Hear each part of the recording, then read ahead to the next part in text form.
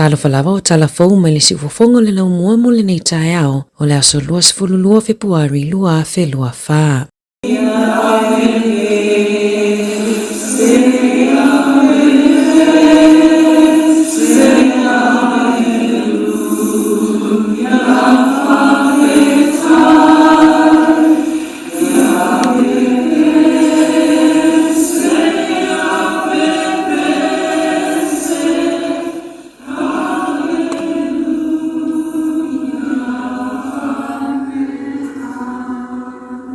Vi inga o le atua na langi ina i tutono o le maotafono al palemene o New Zealand i le aso ana nafi. Masa awhaia le tula i whaaloalo i le maotafono, ona o le tuuma aloa i o le afionga i le ali i whaipule Sāmoa Fou, a le vaenga wha upu whaia le Greens, i a whaanana e Feso Collins, ina wapa uma matapongia i le tae au ana nafi, i se tau fetulinga sa ili tupei au kilani, na awa i le susunga whaanana i le Child Fund i Britomat, Fatasi manisio tangata i longa i New Zealand e whaalawi loa mo le nofo sila fia o le atunuu masa ili awai fo ini tupe awani suawa i mamama le saunga le mu mo whana witi i le Pasifika o le tauvanga lea e taufetulia i maamu pakete vai ma ia awana i masaa se mataua o le suawai ona e whaapelepele i ai pei ona lau sila fia o Collins o se tamali i Sāmoa na soifua e New Zealand ua i longa i au kilani i upufai masa avea o se sui o le leipa i le pulenga nua au kilani talu mai le lua fese fuluono.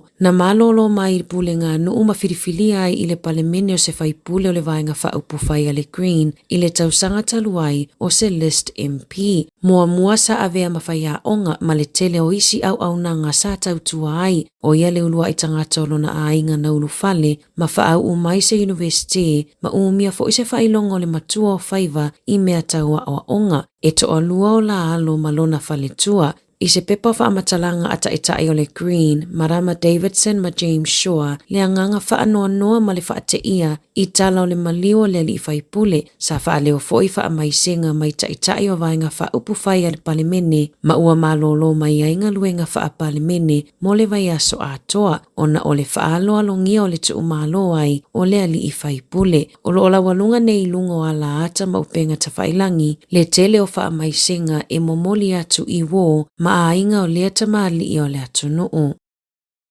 Ua malolo li taia se tasiopolo fesa Sāmoa le afionga Dr. Lupe Matasila misa tau veve melani anae mai le University o Aukilani fale Pasifika i le mai ai o le lua se furulima tau sanga o tau tua ma tau aveina le tele o matawhaioi i le University o anae o le tina Sāmoa ma sa soifua e tutono New Zealand sa tele suenga na ia whaatautaya a wale whinaunga o mata upu mo tangata Pasifika i tutono New Zealand e iai suenga Dawn Raids na afia ile to atele o tangata Pasifika ai mai se ai tangata Sāmoa o moi mitinga a anae sa ia finau malosia i mata upo le whailonga lanu ma whai unga le tala wheangai mo tangata Pasifika.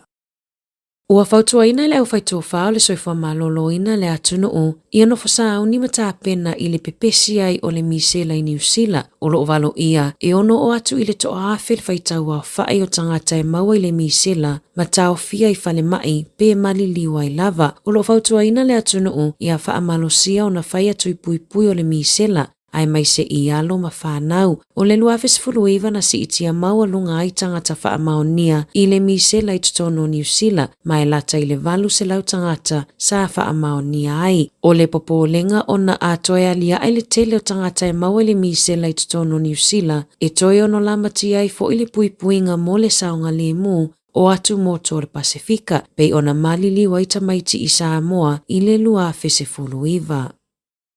Ua iaini masini tutongi whaatau Fou po o FEB machine ua whaongai nisi o kamupani ma pisinisi ma e iai se fesili e o soane pe a tutongi le whaatau e whaapea pe finangalo e tutongi se tupe whai mea lofa po o se tip 5 se fulu pe se fulu 5% o laupili mo le pisinisi. Na whaalia e nisi o whale ainga matangata whainga luenga o se tasile o vaenga tāua e whaalia i le loto foa ai o tangata whaatau mo pisinisi peitai o lo o whaalia ia le langolangoina e tangata whaatau o ia masini fou. I se whamatalanga leo whaingaluenga I whaletani mālo o tips po o tupe whai mea lofa tuai tangata whaatau e whesosoani tele lea I o lato tutongi. O nisi o whale ainga mapisi nisi ua whaonga aina ia masini e le I whao laina le vaenga le ia le fesili mo mea lofa tau tupe. E toa tele tangata I Wellington ne whaonga aina no fuanga e paka I taawale I train stations o le a ono tutongi paka I Vaiaso o Iluma. E silia ma leo no afe avanoa mo paka ngā taawale I stations mo no fuafi e ono sfulu ono I tutono Wellington o le aso e whaiai se whanotanga ale komiti mo whela awa inga I tutono pulenga nu ufa I tūmaloa Wellington e palo taima whaatala no aile a matau na tutongi o paka I train stations o paka ngā taawale I le no fuanga I whaatali ai no fuafi I porirua e tusama le afe avanoa e paka ai taawale ma sa whaalia le pule nu o porirua Anita Baker e na te le langolangoina lea mata upu. Ona ole a toiva ai le whaatuputupula ia o le numero taawale I lunga le awala. E toa tele tangata whaingaluenga o lo o whaonga aina paka ngā taawale I le station e whaingaluenga I tai le taulanga o le a maua seisi whaupoponga mai li poti I se taimi o le aso. Sa lokaina se ali ilua sfuru lima tausanga I le malaiva alele a o taumawhai e sola I saina na ia whaia ni winga matanga I se teine titi se fulu tolu tausanga na tula aile ali I o Kwan Long Li I luma le whaamasinonga whaitu malo anele sone I le asoana nafi e tali o na molianga e silia ma le fitu afe fe autustusia po o tex na whelafua ai le vao li ma le na afia sa whaatonuina le whaamasinonga li ia awana I toi iai se whesota inga ma le teine titi se fulu tolu tausanga. E toa tasi le tangata na whaamanu alia mai le mui se tasi o whalenga o si oloa I oneanga I le afiafia na nafi. Whaaliere so upua le fens e se fulu lima ta awa le fui mu ma le au fui mu e silia ma le toa se lau nana nati atu e tautina ia le mu I le afiafia na nafi. Tala Fou ia mai lisi ufofonga o le lau mua mo le nei vaenga o le tae ao.